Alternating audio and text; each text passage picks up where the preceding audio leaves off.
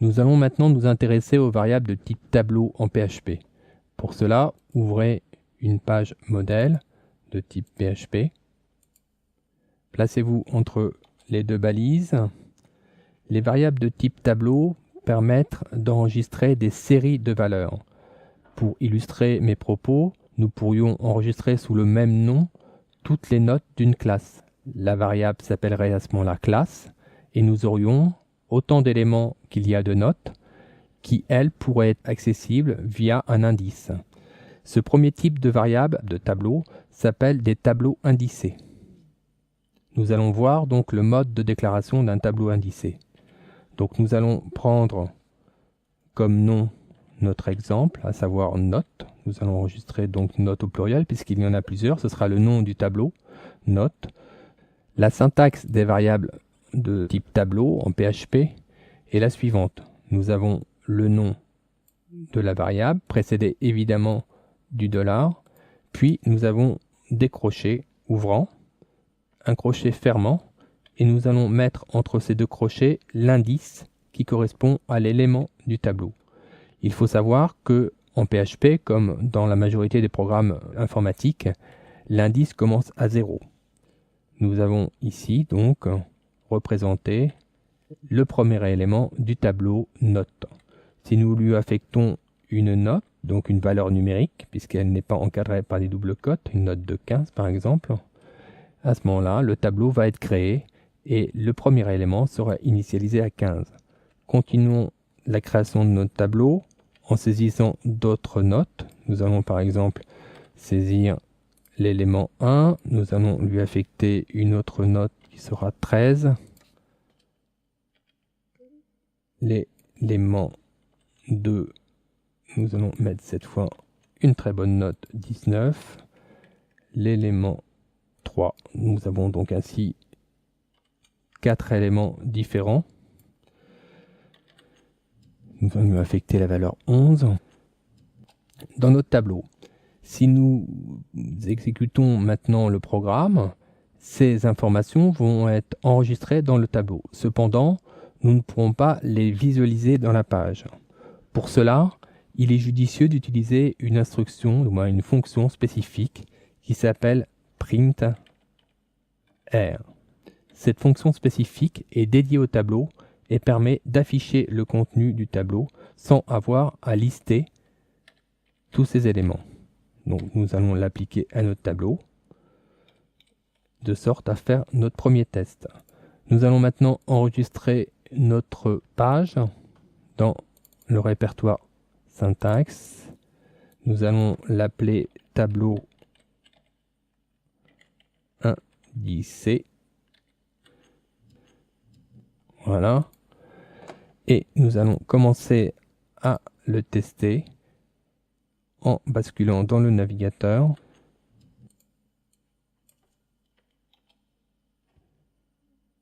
Et en ouvrant la page nouvellement créée, tableau indicé. Nous voyons ici que le printer que nous avons ajouté affiche individuellement les différents éléments du tableau. Nous avons donc l'élément de type 0, d'indice 0 qui est égal à 15, l'élément d'indice 1 qui est égal à 13, l'indice 2 à 19 et 3 à 11. Cette représentation sera exclusivement utilisée pour la mise au point des programmes. Nous verrons par la suite qu'il existe d'autres systèmes qui permettent d'exploiter le contenu d'un tableau dans le cadre de programmes de production, programmes finaux. Là, pour l'instant, nous utiliserons le printer exclusivement pour la mise au point de nos programmes. Cette mise au point, cette représentation du contenu du tableau peut paraître claire dans la mesure où notre tableau n'est pas très grand. Cependant, si le tableau prend de l'embonpoint, il peut s'avérer un peu confus. Pour cela, nous allons revenir dans le code et nous allons modifier ce printer en lui associant une balise HTML qui est d'ailleurs dépréciée maintenant, qui s'appelle la balise pré. C'est une balise HTML qui permettait de conserver la mise en forme du code dans sa représentation finale dans le navigateur. Cette balise est maintenant très peu utilisée. Nous allons nous la remettre au goût du jour et l'exploiter de sorte à pouvoir mettre en forme le contenu de ce tableau, et notamment pour des tableaux plus complexes. Enregistrez votre page, CTRL S, passez dans le navigateur, Alt Tab, actualisez la page en question avec CTRL R, et vous voyez que la représentation de notre printer est désormais beaucoup plus agréable, et on peut imaginer que si nous avions un tableau de 10, 15 ou 20 éléments, ce serait beaucoup plus lisible que s'ils étaient tous à la ligne l'un derrière l'autre. Revenons maintenant dans notre éditeur pour continuer notre expérimentation. Je vous propose d'étudier d'autres systèmes d'initialisation d'un tableau. Pour cela, nous allons copier ce même tableau et nous allons neutraliser la précédente initialisation en la commentant. Pour votre information, l'éditeur Notepad possède une fonction en clic droit sur la partie sélectionnée qui permet de commenter ou de décommenter tout un bloc de code. Si je clique dessus, vous voyez, toutes les lignes d'initialisation de mon premier tableau sont ainsi commentées. Je vais ainsi pouvoir modifier le deuxième bloc d'initialisation de mon tableau et je vais modifier ce bloc en lui enlevant les indices. Alors, quelques mots sur ce type d'initialisation. Ce type d'initialisation permet, contrairement au précédent où on indique d'une manière explicite à quel endroit doit être affecté l'élément, celui-ci nous permettra de laisser cette gestion au système et ainsi, si notre tableau est vide au début, il prendra la valeur 0 par défaut, puis la valeur 1, puis la valeur 2 et la valeur 3. Donc c'est très intéressant lorsqu'on ajoute un élément à la suite de quelque chose qui existe déjà dans le tableau, en l'occurrence. Nous verrons par la suite les applications. En l'occurrence, pour ne serait-ce que vous citer un exemple, les caddies des sites marchands fonctionnent de cette manière. Donc, cette deuxième méthode pour initialiser un tableau, nous allons la tester de suite. Nous allons néanmoins modifier quelques notes pour être sûr qu'il s'agit bien du nouveau fichier. Je vais remplacer par exemple 19 par 17. J'enregistre ma page, je bascule avec un Alt Tab dans mon navigateur et je fais un CTRL R pour initialiser ma page. Vous voyez que le 19 a bien été converti en 17. Il s'agit donc bien de ma nouvelle initialisation et que le résultat final est strictement identique à la première méthode. Revenons maintenant dans notre éditeur pour continuer notre expérimentation. Nous allons aborder maintenant une troisième méthode d'initialisation du tableau et nous allons exploiter cette fois la fonction area qui permet d'initialiser un tableau sur une seule ligne. Nous allons indiquer maintenant les différentes valeurs. Nous allons attribuer de nouvelles notes à ces 4 éléments. Nous allons prendre des notes différentes de sorte à voir la différence lors de nos tests. Voilà. Le tout clôturé par un point-virgule. Nous allons commenter le premier bloc pour qu'il ne perturbe pas nos essais. Voilà. Et enregistrer notre page pour voir le résultat. Donc CTRL S, basculer dans le navigateur avec Alt Tab. De nouveau dans le navigateur, faites un CTRL R. Nous voyons que maintenant, il s'agit bien des nouvelles valeurs qui ont pris place dans le tableau, comme nous l'avons demandé dans cette ligne d'initialisation. Alors revenons un petit peu sur l'intérêt de cette ligne d'initialisation. Elle est, comme vous pouvez le voir, beaucoup plus compacte et permet en fin de compte d'initialiser des séries très rapidement d'informations. Imaginez par exemple les jours d'une semaine. Si vous désirez convertir des jours de semaine en anglais ou en français, on pourra très bien imaginer qu'il y ait 2 tableaux, l'un en français et l'autre en anglais, et il suffirait de substituer le nom de la variable pour basculer en français ou en anglais. Donc nous verrons par la suite d'autres applications concernant ce type d'initialisation. Nous en avons fini avec les différents moyens de déclaration des tableaux indicés. Rappelons, avant de passer au tableau associatif, que les tableaux indicés sont très intéressants lorsqu'on doit parcourir tous les éléments d'un tableau à l'aide d'une boucle. puisqu'il suffit de substituer l'indice par un compteur, et nous aurons l'occasion d'aborder cette application par la suite lorsque nous verrons les boucles. L'inconvénient, évidemment, pour ce type de tableau, c'est qu'il faut connaître l'indice pour trouver la valeur correspondant à l'élément. Nous allons donc maintenant nous intéresser à un autre type de tableau qui n'a pas cet inconvénient, puisque nous n'allons plus parler d'indice mais de clé, et que la clé donc sera par exemple le nom de la personne. On peut très bien imaginer que pour notre application, nous puissions attribuer des noms de personnes. Donc je vais reprendre la structure du tableau que je vais décommenter tout de suite. Je vais commenter celle-ci par contre. Et voilà, nous allons donc convertir ce tableau en tableau associatif. Et pour cela, il suffit de substituer l'indice par le nom d'une personne. On va appeler par exemple le premier Jean.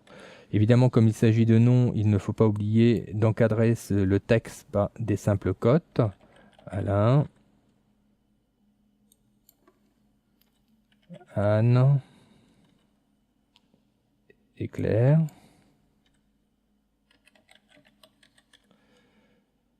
Voilà. Donc nous avons converti notre tableau indicé en tableau associatif. Donc nous allons tester de la même manière cela dans notre page. CTRL S pour enregistrer la page, Alt Tab pour basculer sur notre navigateur et CTRL R pour actualiser la page.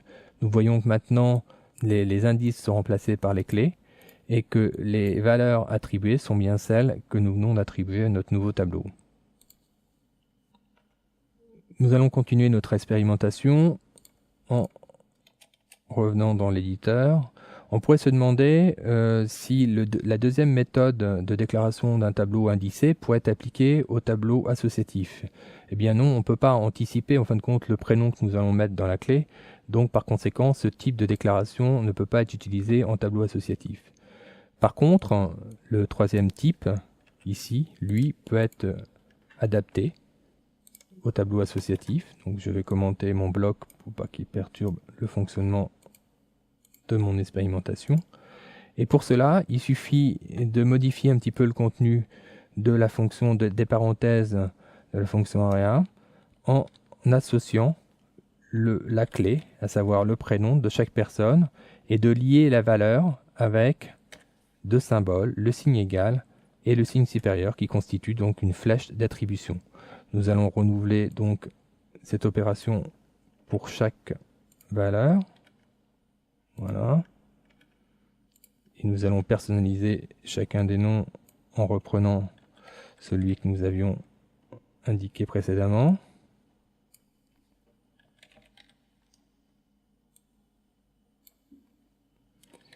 Claire. Nous enregistrons notre page et nous allons la tester de nouveau dans le navigateur. Alt Tab, CTRL R, et on voit que là, il s'agit bien de notre nouveau tableau puisque les valeurs étaient différentes et que le résultat final est strictement identique, hormis le fait que là, nous avons tout déclaré sur une seule ligne.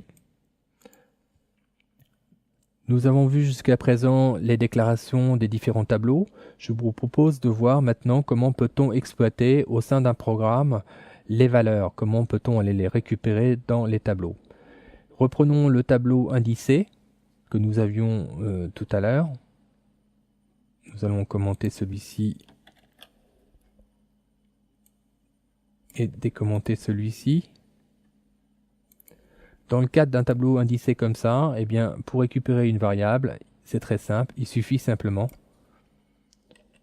d'afficher le nom du tableau avec l'indice qui correspond. À savoir, si je fais maintenant un écho de cette valeur, eh bien, la valeur qui va s'afficher ici sera ni plus ni moins que les 19, la valeur qui est affectée à l'élément 2 du tableau note. Nous allons maintenant tester l'utilisation de cette fonction. Enregistrons la page. Alt Tab pour basculer dans le navigateur. CTRL R pour afficher le résultat. Nous voyons que là maintenant la valeur 19 qui correspond donc à l'élément 2 du tableau note s'affiche correctement dans notre navigateur. Nous allons voir maintenant de la même manière comment peut-on exploiter une information stockée dans un tableau associatif. Revenons pour cela dans notre éditeur de code. Commentons toute cette partie pour pas qu'elle nous nuise. Nous allons maintenant activer le tableau associatif.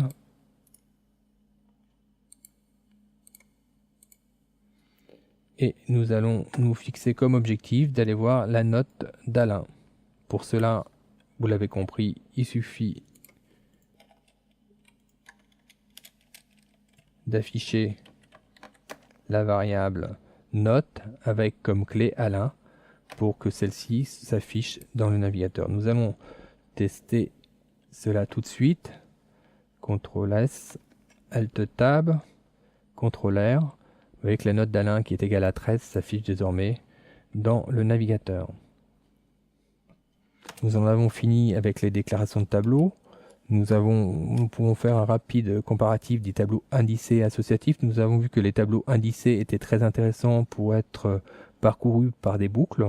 Nous verrons par la suite cet usage. Les tableaux associatifs, quant à eux, sont intéressants pour un accès direct, puisqu'il suffit de connaître le nom de la personne et de le placer à l'intérieur en guise de clé pour accéder à sa valeur.